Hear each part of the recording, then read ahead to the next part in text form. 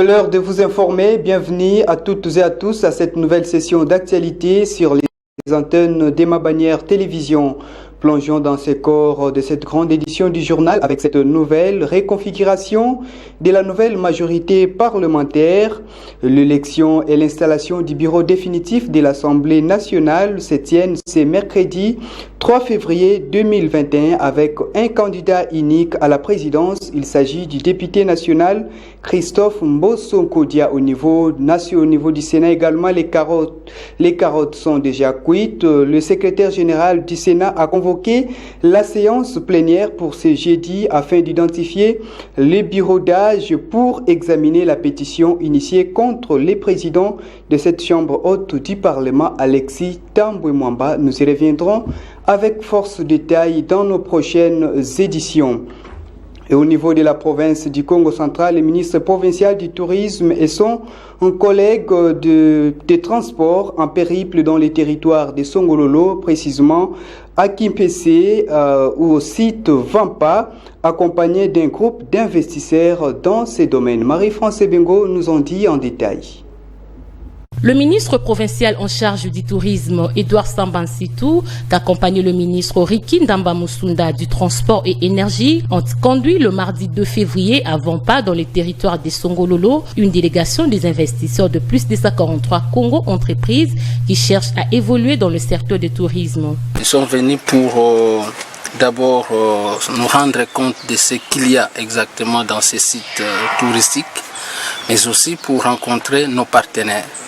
Nos partenaires de 243 Congo entreprises, ils ont leur siège à Kinshasa. Nous avons pris contact et ils ont aussi voulu arriver sur place dans les sites touristiques parce que l'objectif c'est de vouloir réhabiliter ou revaloriser les sites touristiques qu'il y a dans le Congo central. Hervé Chibengambo, directeur général adjoint de plus de 143 Congo entreprises, a expliqué les raisons du choix du site Vampa. Le Congo central regorge de sites merveilleux, naturellement placés par Dieu. Et nous trouvons dans une situation où nous disons il faut investir dans notre pays, il faut investir dans des sites comme celui-ci et le valoriser.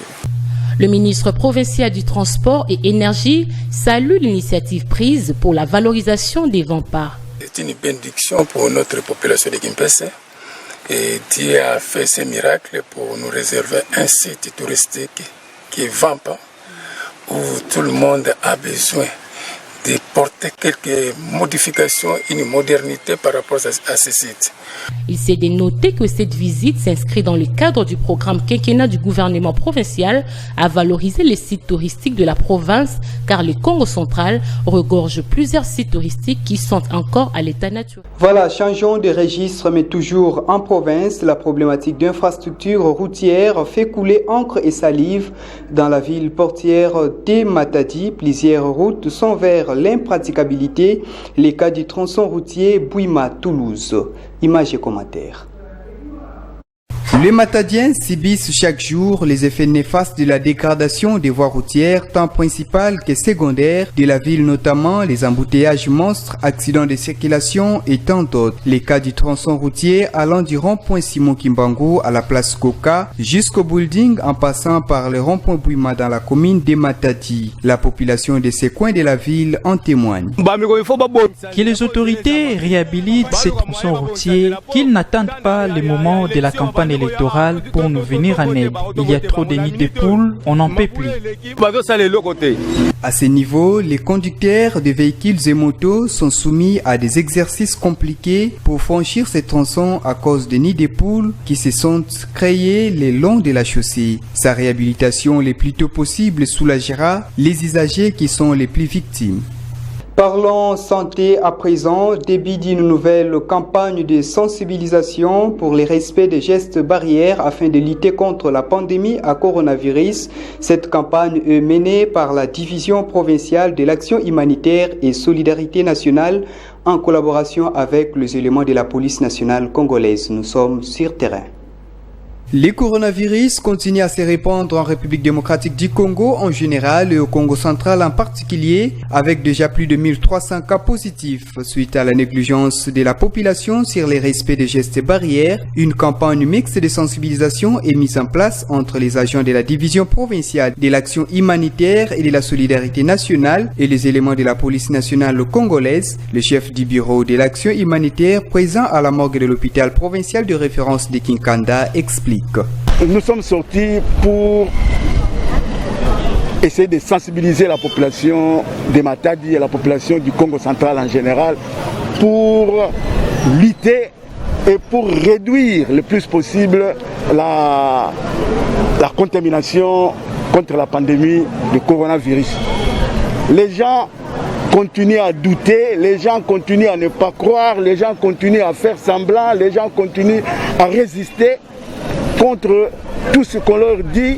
La santé a parlé, beaucoup de gens ont sensibilisé, mais nous avons compris que cela ne passe pas. C'est pourquoi nous, la division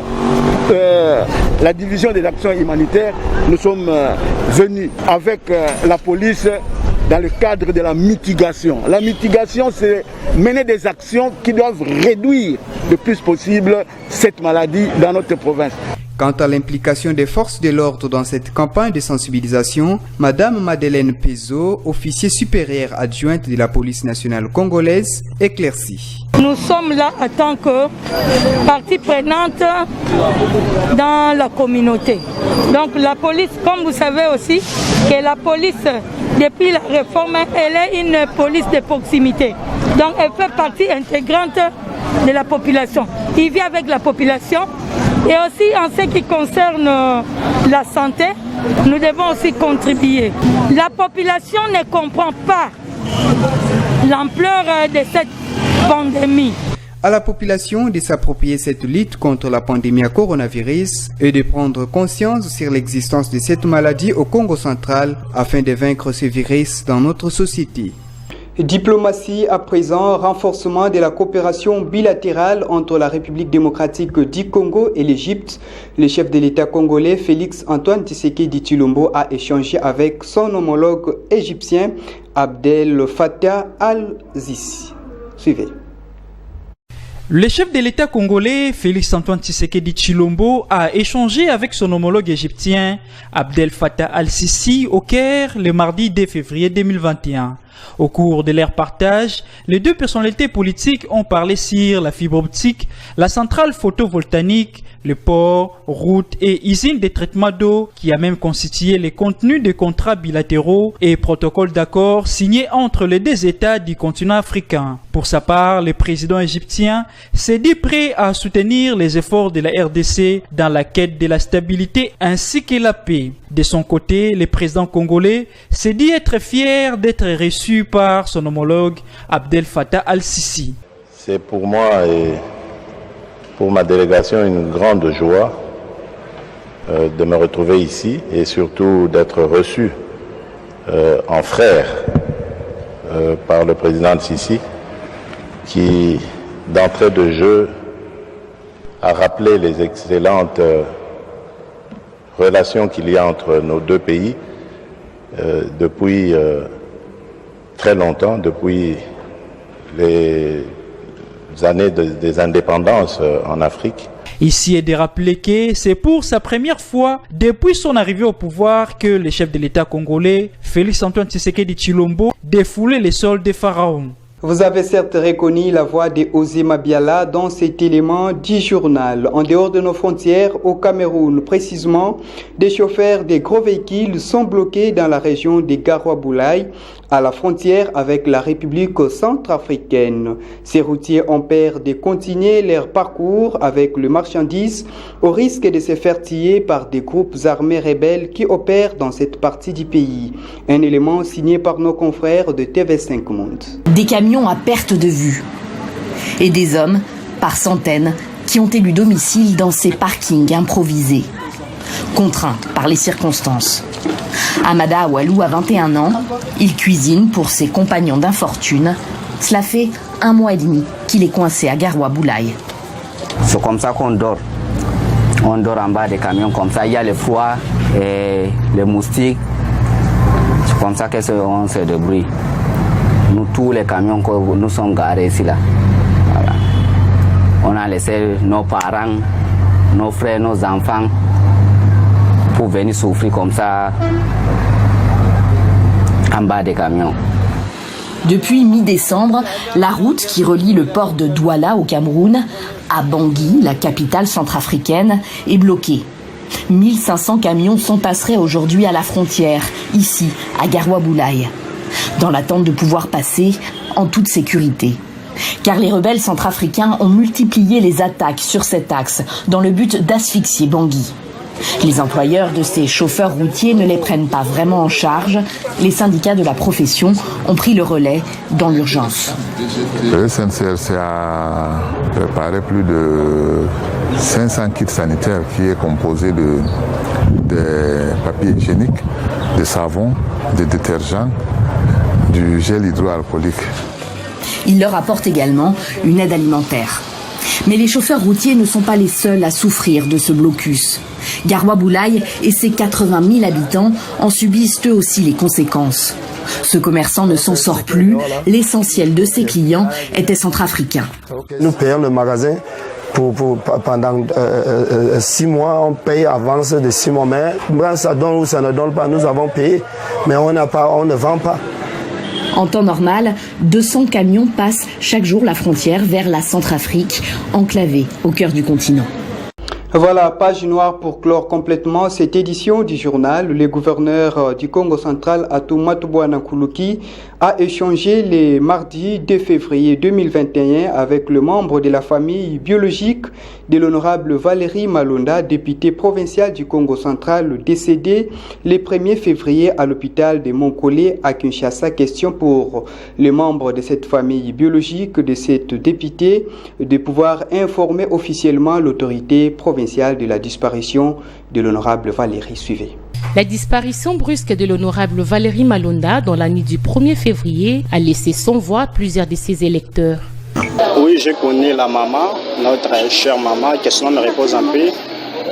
Sa disparition nous a vraiment choqués parce que la maman était trop bonne pour nous. Et maman Malonda, elle était une femme battante qui se battait pour la province du Congo central. Et elle est partie et elle nous laisse un vide au niveau de la province. Eugène Thiédé Mabiala, directeur de cabinet du ministre provincial du Budget, portefeuille et fonction publique, a porté officiellement le message au chef de l'exécutif provincial le mardi 2 février dans son cabinet de travail, accompagné d'une délégation comprenant entre autres les membres de la famille biologique de l'illustre disparu et les agents du cabinet dont son époux est ministre. Il y a notre ministre qui a perdu en fin de soirée son épouse en la personne de maman honorable Mimi Valérie. Donc il nous a quittés. Nous nous sommes dit aujourd'hui, nous devons voir son excellence monsieur le gouverneur de province pour lui présenter la situation d'une manière officielle. Nous sommes très contents. Nous avons eu à échanger.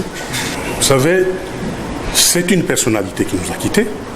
C'est un député provincial, n'est-ce pas? Et pour le gouverneur, c'est une perte aussi, parce qu'il est l'exécutif. C'est lui qui représente le chef de l'État en province. C'est lui qui gère la province. Quand un membre, qu'il soit du gouvernement, de l'Assemblée ou d'une entreprise publique ou de l'administration, meurt, c'est une préoccupation pour le gouverneur. C'est lui le père de tout le monde. Donc, il est affecté. Très ému par cette triste nouvelle, le gouverneur de province Atumatubwana Nkuluki s'est engagé à offrir des obsèques dignes de nom pour honorer la mémoire de l'illustre disparu. Pour rappel, Valérie Malonda Nimi fut députée provinciale élue de la circonscription électorale de Matadi, dénommée affectueusement Maman Sociale grâce à sa générosité en faveur des personnes démunies. Voilà, chers téléspectateurs, c'est par cette triste nouvelle que nous tirons complètement les rideaux de cette édition du journal. Merci de vous informer sur ma bannière télévision. Surtout, restez en compagnie de nos programmes. Les informations continuent. Au revoir.